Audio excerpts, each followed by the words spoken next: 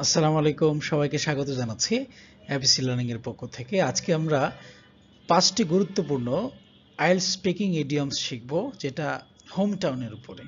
আমরা জানি যে আইএলটিএস এ হোম টাউন সম্পর্কে একটা প্রশ্ন থাকে, স্পিকিং এ জিজ্ঞেস করে আপনি কোত্থেকে এসেছেন। তো এই সময় আমাদেরকে কিছু ফ্রেজেস ব্যবহার করতে হয়। তো সেই ইডিয়ম এবং ফ্রেজেস নিয়ে আজকের আলোচনা। তো আমরা চলে যাচ্ছি আজকের এই গুরুত্বপূর্ণ 5টি ইডিয়মসে। প্রথমেই যে ইডিয়মটা আমরা দেখতে পাচ্ছি এটা হচ্ছে hive of activity. Hive of activity মানে হচ্ছে যেখানে অনেক কিছু ঘটে থাকে। যদি আমরা ইংরেজিতে বলি আ place where a lot is happening. যদি আমরা একটা এক্সাম্পল দিই এটার, যে অনেক কিছু যেখানে ঘটে সেরকম, এটা হচ্ছে new York is a hive of activity. তার মানে নিউ ইয়র্ক এমন একটা সিটি যেখানে অনেক কিছুই ঘটে। দেন আমরা যদি দ্বিতীয় যেই ইডিয়মটাতে যাই সেটা হচ্ছে সেকেন্ড টু নান। এই সেকেন্ড টু নান মানে হচ্ছে সর্বোত্তম বা সবচেয়ে ভালো। আমরা অনেক সময় আমাদের এক্সপ্রেস করার জন্য বলি আমি এর চেয়ে ভালো আমার জন্য আর কিছু নাই। তো the best better than everything else. আমরা যে একটা উদাহরণ দেখি, I truly believe my town is second to none. আমি সত্যিকার অর্থে বিশ্বাস করি যে my town is second to none, অর্থাৎ আমার শহরটা আমার জন্য সবচেয়ে ভালো, এর চেয়ে বাইরে সেকেন্ড কোনো শহর হতে পারে না।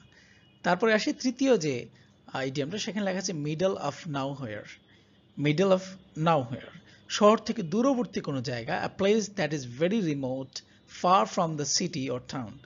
এটাকে আমরা বলতে পারি মিডল অফ নাও হেয়ার।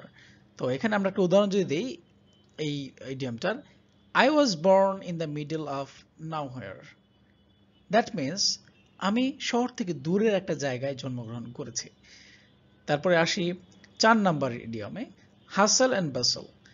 জনবহুল আধুনিক স্থানকে আমরা যদি বোঝাতে চাই, ইঙ্গিত করতে চাই, আমরা এটা ব্যবহার করতে পারি। To have many activities, a crowded and modern place, এটাকে আমরা বলতে পারি হাসল অ্যান্ড বাসল।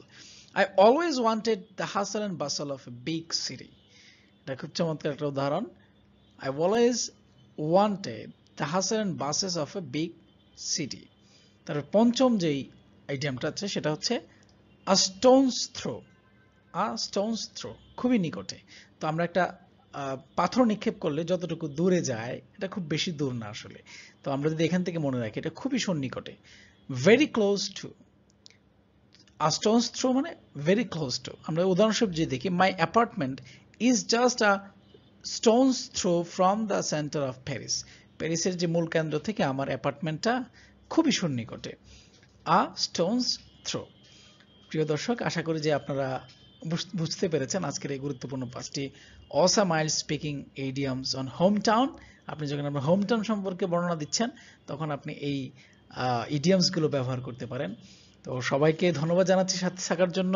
সামনের কোনো ভিডিওতে আবার দেখা হবে এবিসি লার্নিং এর এই চ্যানেলে। সবাই সাবস্ক্রাইব করে পাশে থাকুন। আসসালামু আলাইকুম।